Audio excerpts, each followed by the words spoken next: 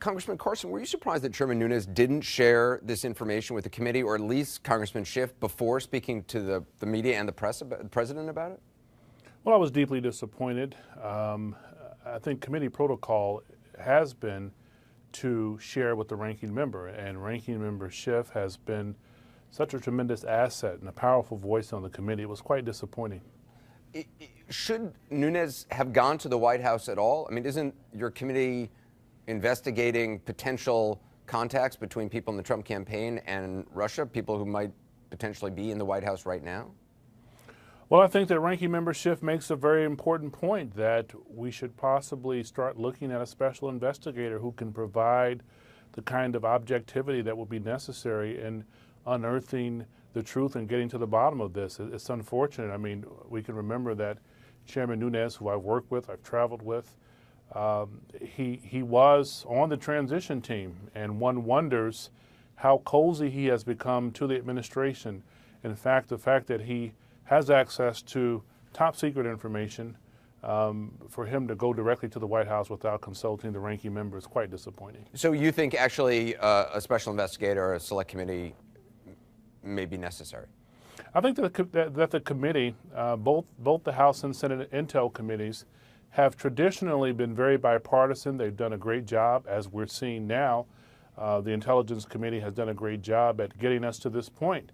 But the fact that Chairman Nunes was quick to run over to the White House without notifying ranking member Schiff gives us greater concern that we need an objective voice and eyes and ears. The notion the President of the United States said he thinks this gives him partial vindication, does that make any sense to you?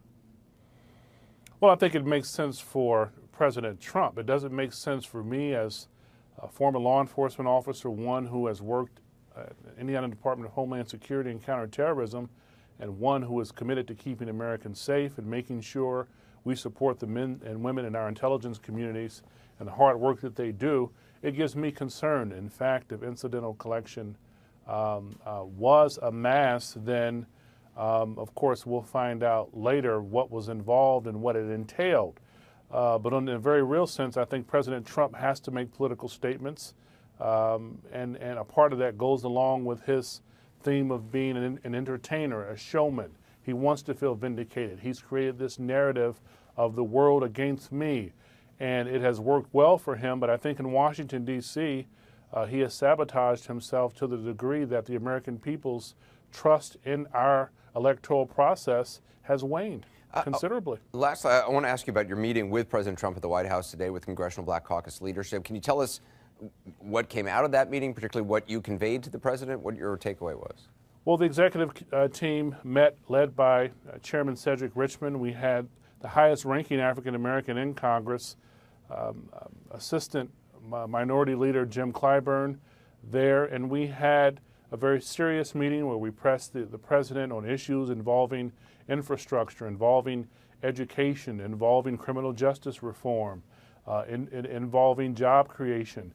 And I even pressed him not only on continuing the support for law enforcement. You know, just last year we saw over $300 million cut from the COPS program. So I encouraged him and we pressed him to make sure that we strengthen the relationships between law enforcement and the community, where we get rid of the distrust and the racial profiling that's taking place. But also I pressed him on what we know to be the travel ban, or honestly the Muslim ban. I reminded the president that nearly a third of the slaves brought here during the inception of this country were Muslims.